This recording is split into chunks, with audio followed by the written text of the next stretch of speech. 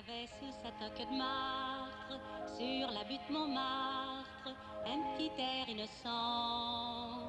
On l'appelait Rose, elle était belle, elle sentait bon la fleur nouvelle.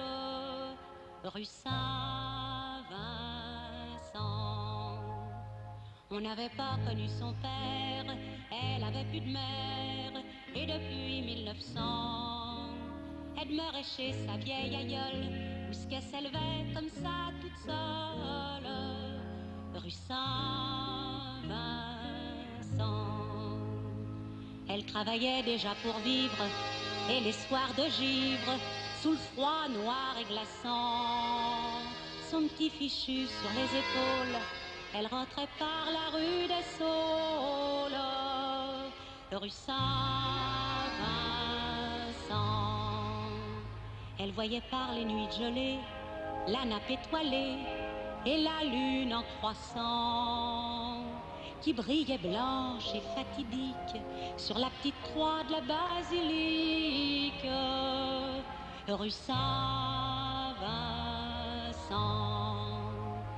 L'été, par les chauds crépuscules, elle rencontrait Jules, qui était si caressant, qu'elle restait la soirée entière avec lui près du vieux cimetière, rue Saint-Vincent. Mais le petit Jules était de la tierce qui soutient la Gerce, aussi l'adolescent. Voyant qu'elle marchait pas au ventre, d'un coup de surin lui troua le ventre, rue Saint-Vincent.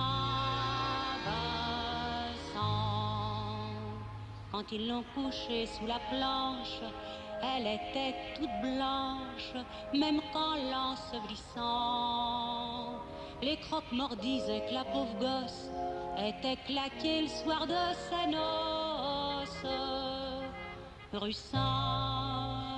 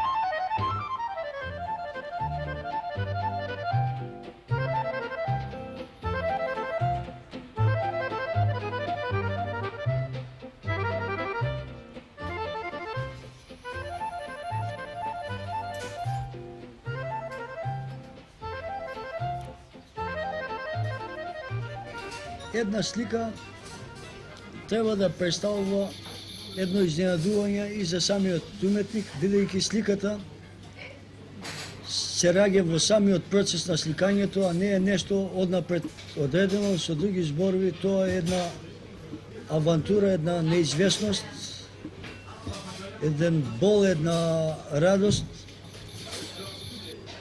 Во повеќе годишните експерименти кои јас долго ги изведував, открив дека акварелот дава нови можности. Со други зборови, јас дојдов до заклучок дека пред се треба да се задржи провидноста која дава еден лирски елемент на самата слика, меѓутоа исто така многу важна компонента е и материјата, со други зборови згуснатата фактура која дава една друга димензија на субјектите и на просторот кој јас го сликам.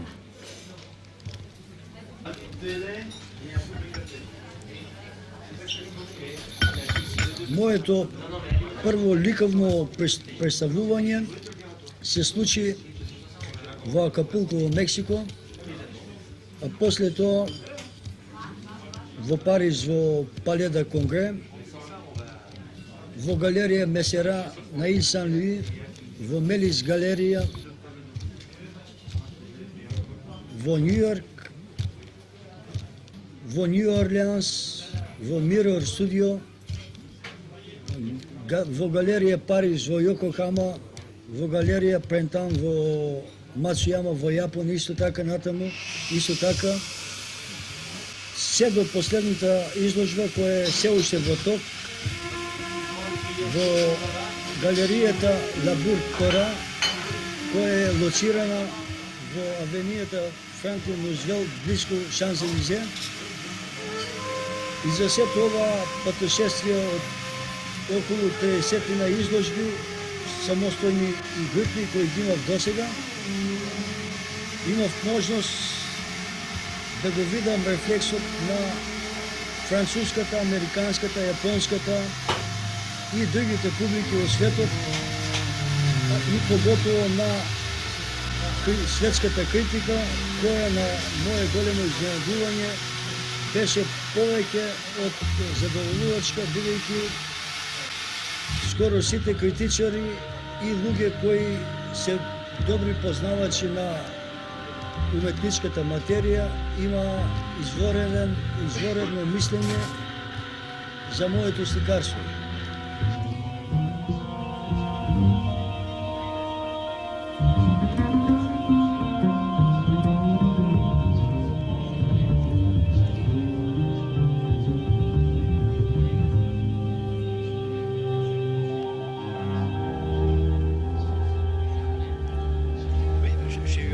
Господин Дабоги, ликовен критичар на Дофин Либер и Женев. Во сликарството на Киро Урдин има една мешавина на абстрактно и фигуративно сликарство, а би рекол провејува и еден шагалов афинитет. Ова појава е можне често присутна кај некои современи сликари од Централна Европа, како на пример Тобиас, Шпицер и други, за кои може да се рече дека дури се доближуваат со формите и движењата на сликарството од Гоја. Киро Урдин е еден талент за фреско сликарство, а јас лично не знам дали тој некогаш работел на фреско сликарство.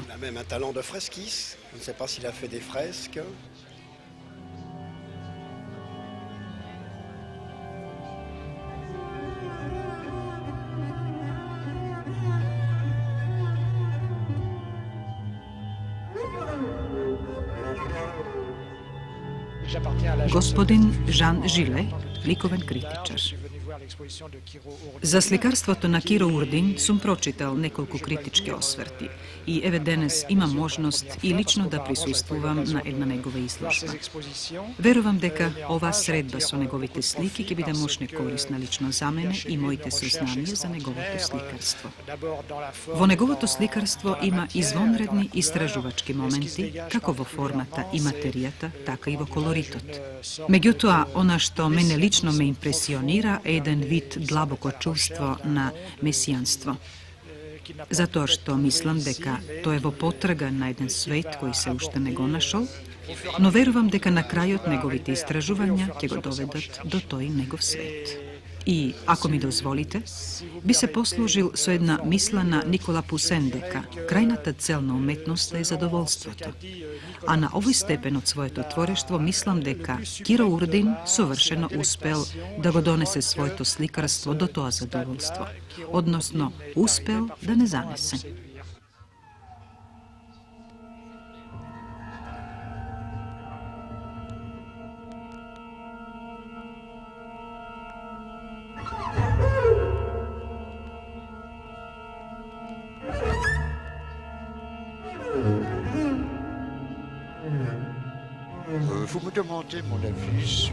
Жак Дибуа, ликовен критичар.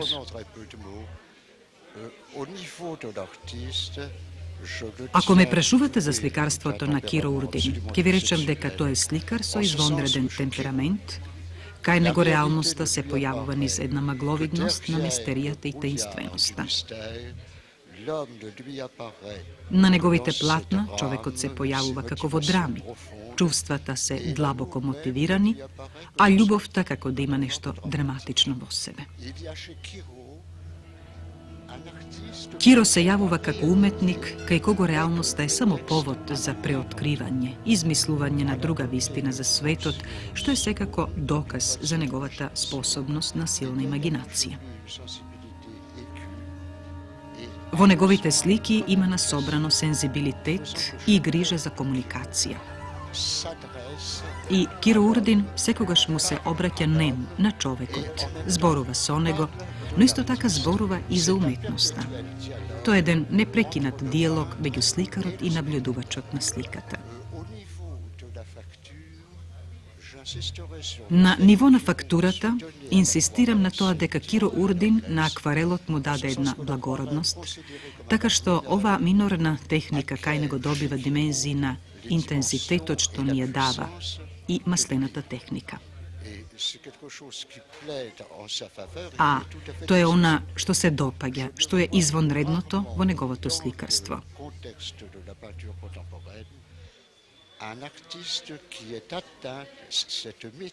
Многу ретко во контекст на современата уметност, уметникот умее да го совлада акварелот и да му ја даде таа моќ и драматизација, што инаку е присутно во секое негово дело.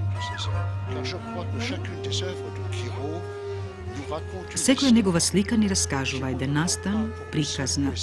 Меѓутоа, Киро не слика само заради личното задоволство, туку поради длабоката потрага да комуницира, да ја пренесе својата духовна и душевна состојба. Тоа е она што кај него може да се нарече месијанско, што значи ни носи порака која не поучува животот да го гледаме на еден друг начин, да го почувствуваме и поинаку да ги споделиме со него емоциите. Јас мислам дека тоа е така за да може меѓу наблюдувачот и сликарот да се воспостави интимна, тесна врска. Сликарството на Киро Урдин може да привлече и со надворешноста. Таа едноставно не занесува, но она што според мене е многу битно е тоа што Киро Урдин слика за да каже нешто, а тоа го прави различен од другите сликари.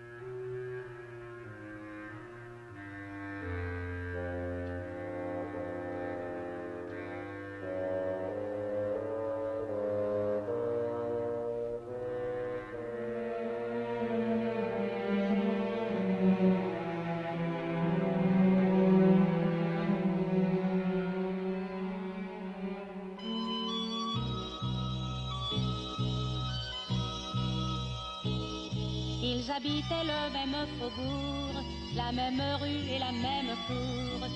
Il lui lançait des sourires, elle l'aimait sans lui dire.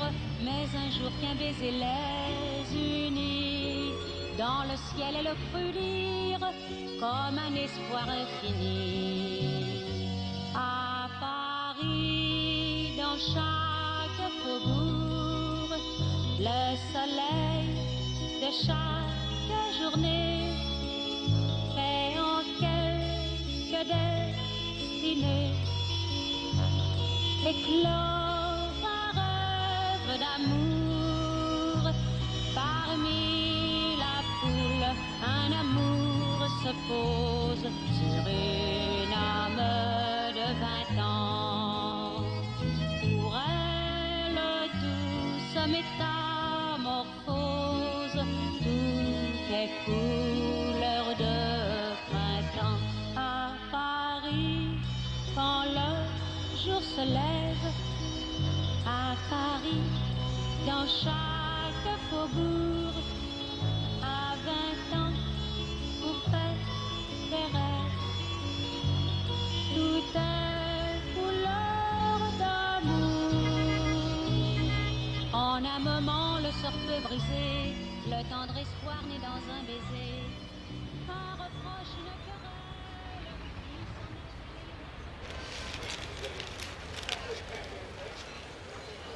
Темите на моето сликарство се, јас ги црпам од обичниот живот и тоа се теми кои се сврзани со клошари, со музичари, со патувачи, со луѓе маргинални или некојаш тоа е некој осемен човек завртен према некој зид и таа осаменост се рефлектира спрема него. Во тој контекст тука почнува градбата на тие форми на моите персонажи, кои јас подоцна ги поврзувам со просторот, каде што некаде ќе дадам некоја темна боја из густата, а од друг дел на сликата ќе дадам некое треперење и прозирност и тука почнува драѓањето на моите слики, односно играта меѓу материјата и духот, и тоа јас би го наречил како еден природен спој помеѓу материјата и животот. Секоја слика мислам дека има своја судбина. И мислам дека основните елементи кои ги содржи едно уметничко дело, во случајов сликарството, е густината на емоцијата, односно каков сенсибилитет внатре си има дадено во една слика. Композицијата, аголот од кој се слика и зошто така се слика. Боите како се поставуваат и зошто така се поставуваат.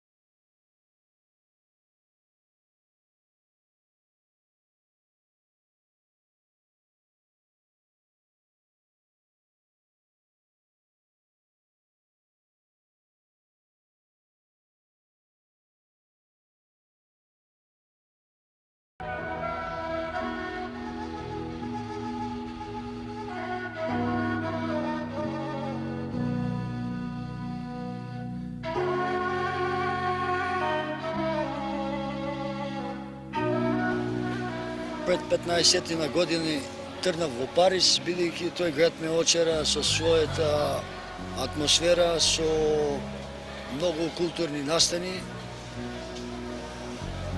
Меѓутоа, во моето срце никогаш него не ја напуштив Македонија и секогаш, иако некогаш физички не се враќам таму, јас сум секогаш пристан.